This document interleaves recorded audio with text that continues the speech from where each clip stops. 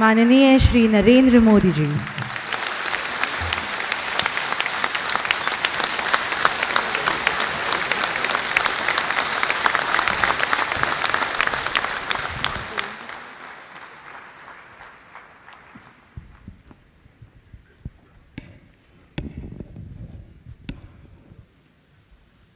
मंच पर विराजमान जम्मू कश्मीर के राज्यपाल श्रीमान एन वोहरा जी, राज्य के मुख्यमंत्री श्रीमान मुफ्ती साहब, केंद्र में मंत्रिपरिषद के मेरे साथी श्रीमान अरुण जी, डॉक्टर जितेंद्र सिंह जी, राज्य के उप मुख्यमंत्री डॉक्टर निर्मल सिंह जी, देश के वरिष्ठ राजनेता और विचारक डॉक्टर करण सिंह जी, मेरे मित्र श्रीमान गुलाम नबी जी, उपस्थित प्यारे भाई और बहनों, ये कार्यक्रम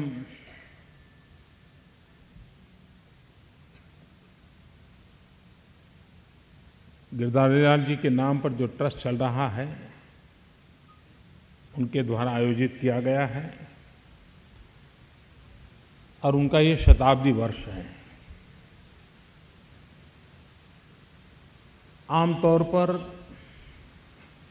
राजनीति का दुर्भाग्य ऐसा है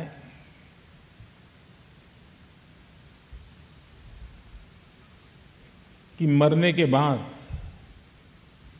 बहुत ही कम राजनेता जीवित रहते हैं।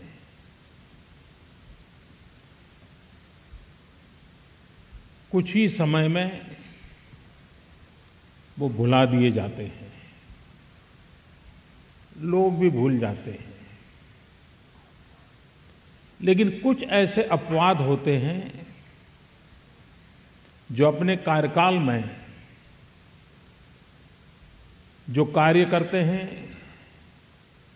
जिस प्रकार का जीवन जीते हैं, जिसके कारण मृत्यु के कई वर्षों के बाद भी वो जीवित रहते हैं। और मैं मानता हूं कि गिरधारी लाल जी उसमें से एक है।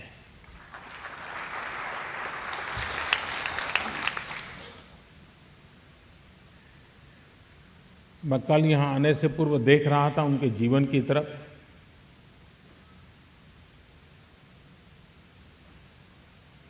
वे सार्वजनिक जीवन में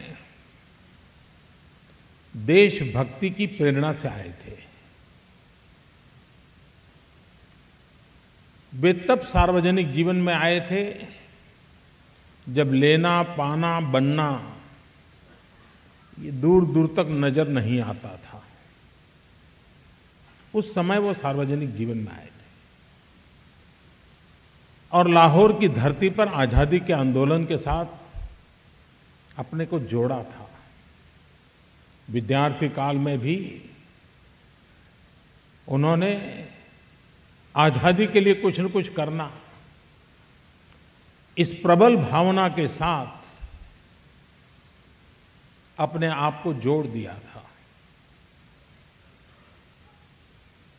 और बाद में राजनीतिक यात्रा में जीवन का अधिकतम समय उनको सत्ता में रहने का अवसर मिला है।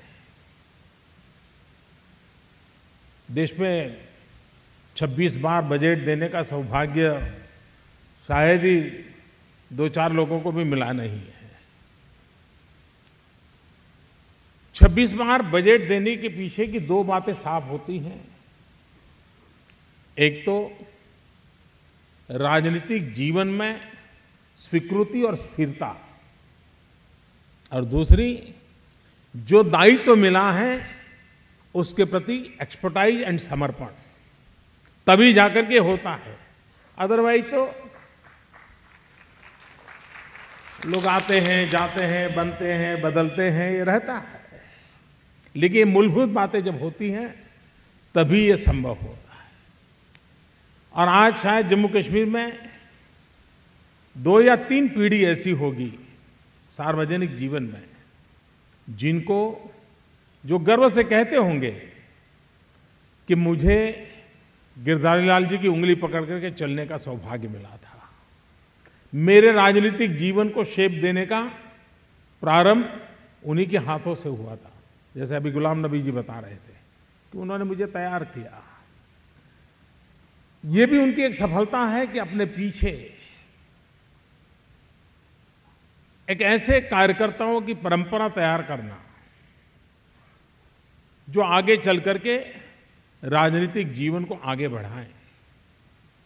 और इस दृष्टि से भी वे सिर्फ राजनेता नहीं, लेकिन एक सार्वजनिक जीवन में निरंतर चेतना बनाए रखने का प्रयत्न करने वाले उन व्यक्तियों में से थे जिन्होंने पीढ़ियों को तैयार करने की चिंता की।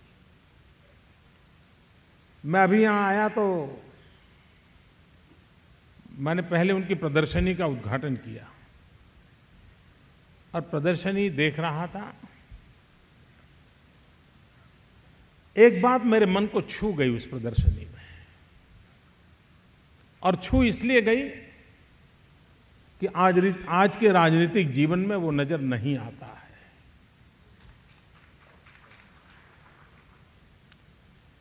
मैंने उनकी राजनीतिक जीवन यात्रा के जितनी तस्वीरें देखी, उन तस्वीरों में उनके परिवार का एक भी व्यक्ति कहीं नजर नहीं आता है।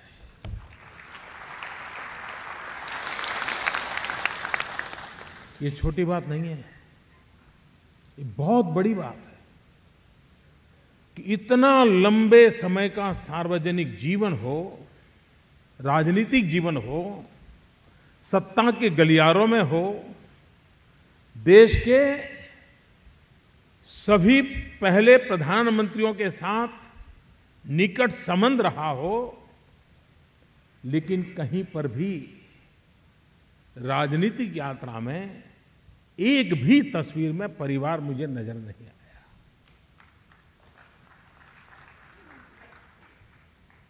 मैं कल्पना कर सकता हूं कि, और ये कठिन काम होता है, सरल नहीं होता है, अपनों की थोड़ी बहुत इच्छा रहती है, लेकिन अपने काम के समय भाई आप अपनी जगह पे, जब घर आऊंगा तब ठीक है।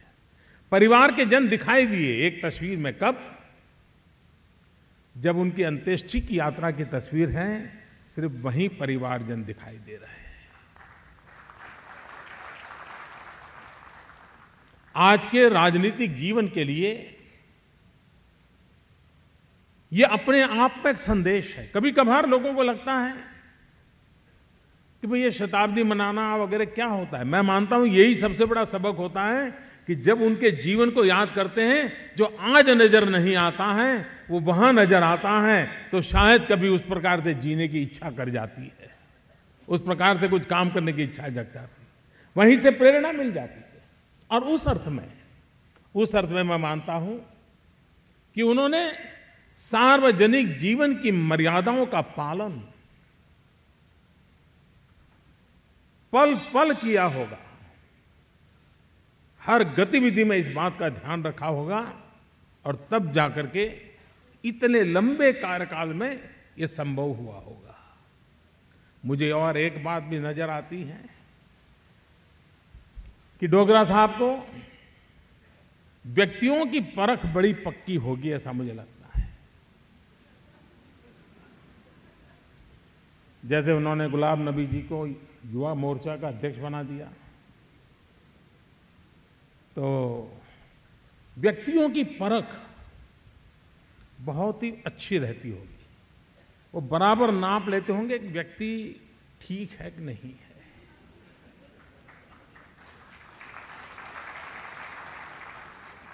और उसका उदाहरण है उन्होंने जो दामाद चुने हैं।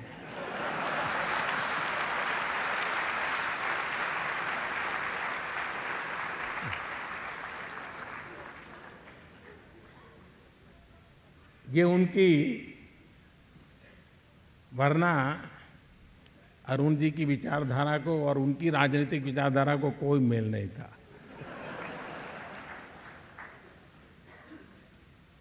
उसके बावजूद भी कुर्सी दे न दे, बेटी तो दी।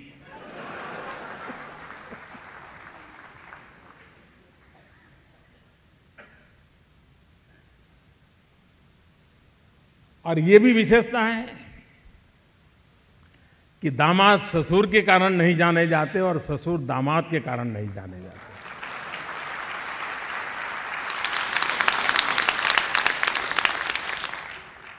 वरना इतने साल के सार्वजनिक जीवन में अरुण जी को कभी तो मन कर गया होगा कि ससुर इतने बड़ी जगह पे बैठे, लेकिन उन्होंने भी अपने आप को दूर रखा और उन्होंने भी इनको दूर रखा। आप अपना भाग्य अपने खुद तय कीजिए, मेरा जिम्मा मैं निभाऊंगा। और आज तो हम जानते हैं दामादों के कारण क्या क्या बातें होती है।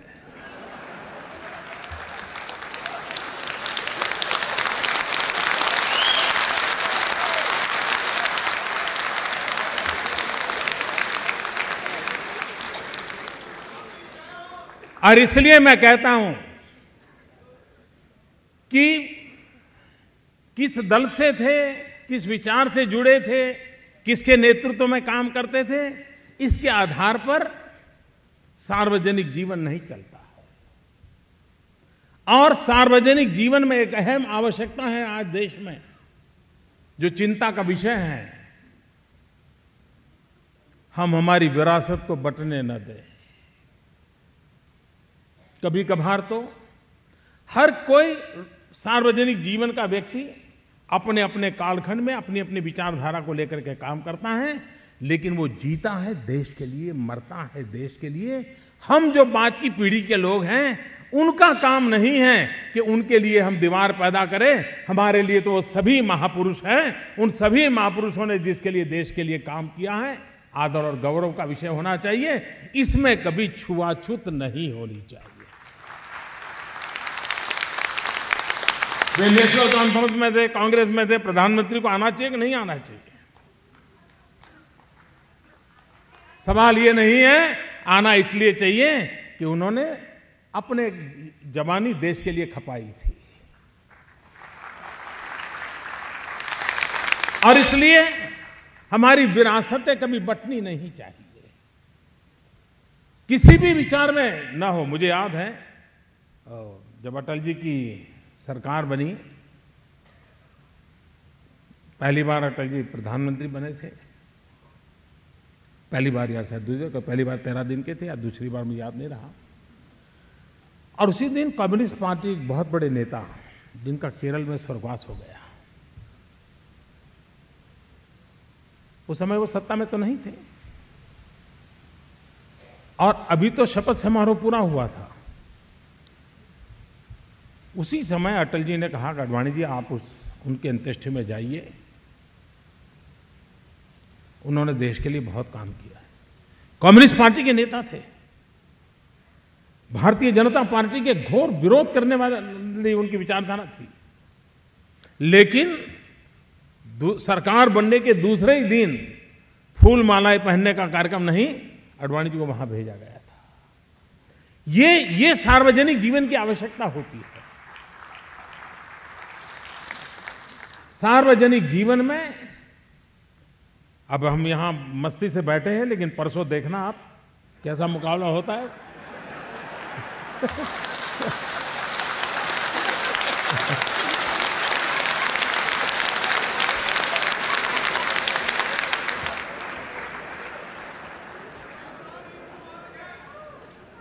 ये लोकतंत्र का सहज गुणधर्म है।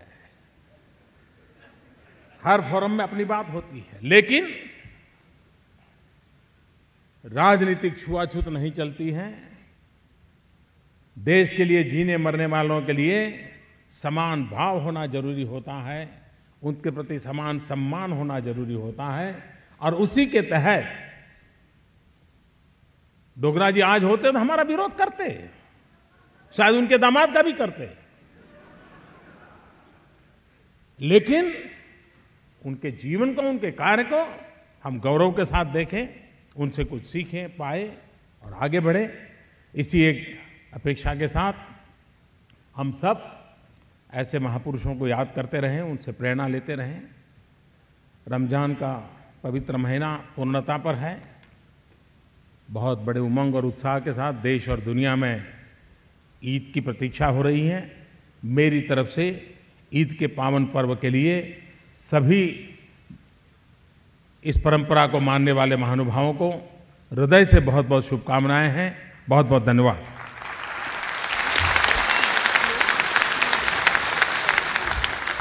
धन्यवाद प्रधानमंत्री जी, आपके प्रेरणादायक शब्दों के लिए आपका अनेकानेक धन्यवाद। एक बार फिर से हमारे सर्वप्रिय प्रधानमंत्री के लिए जोरदार तालियां हो जाएं।